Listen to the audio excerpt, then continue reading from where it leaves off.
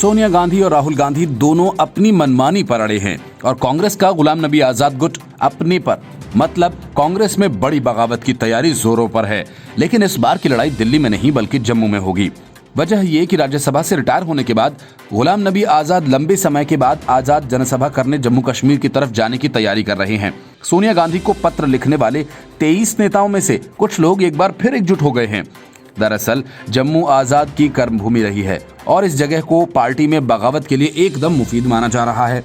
इस बार भी आजाद अकेले नहीं होंगे, उन्हें 6 दूसरे बागियों कपिल सिब्बल, आनंद शर्मा, विवेक तन्खा, अखिलेश प्रसाद, मनीष तिवारी, भूपेंद्र हुड्डा का साथ मिलेगा।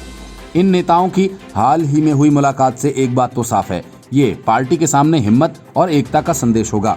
आजाद की विदाई के बाद पार्टी ने इस प्रस्ताव को अस्वीकार कर दिया था, उन्हें दूसरे राज्य से राज्यसभा सीट दे दी जाए। माना जाता है कि इस बात से आजाद और कई अन्य लोगों को बुरा लगा था। इतना ही नहीं, कांग्रेस कई जरूरी चुनावी मुद्दों के दौरान पार्टी किसी वरिष्ठ नेता की सलाह नहीं लेती है। डीएमके के काम को अच्छी तरह से समझने वाले आजाद को सीट बंटवारे पर बातचीत के लिए नहीं भेजा गया, उनकी जगह रणदीप सुरजेवाला को तरजीह दी गई। इससे पार्टी समर्थन से खट्टर सरकार को गिराने की उम्मीद कर रहे भूपेंद्र हुड्डा की नाराजगी बढ़ गई। माना जाता है कि हुड्डा विरोधी के तौर पर पहचाने जाने वाले सुरजेवाला और कुमारी शैलजा ने इस बात को खारिज कर दिया और राहुल गांधी ने उनकी बात मान ली।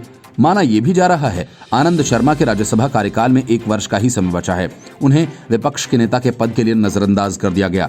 ये पद राहुल गांधी के करीबी मल्लिकार्जुन खड़गे को दे दिया गया। सूत्र बताते हैं कि बागी समूह के कुछ सदस्यों ने शर्मा को इस्तीफा देने की सलाह दे दी थी। हालांकि ऐसा हुआ नहीं। लेकिन जम्मू में होने वाले इस बार प्रदर्शन में 2 बातें होंगी। पहली कि क्यों गुलाम नबी या वरिष्ठ नेताओं से चुनावी रणनीति को लेकर चर्चा नहीं की गई। दूसरा ये कि अध्यक्ष की गैर मौजूदगी में फैसला कौन ले रहा था। अब पूरी निगाहें विधानसभा चुनाव के नतीजों पर होंगी। अब अगर कांग्रेस राहुल गांधी के नेतृत्व में केरल, तमिलनाडु जैसे राज्य जीत जाती है और असम में बेहतर प्रदर्शन करती है तो बेहतर होगा। लेकिन अगर नतीजे खराब हुए तो G23 जम्मू में हुए इस एकता प्रदर्शन को नई कांग्रेस के खिलाफ युद्ध के लिए लॉन्चिंग पैड के तौर पर दिखाएगा।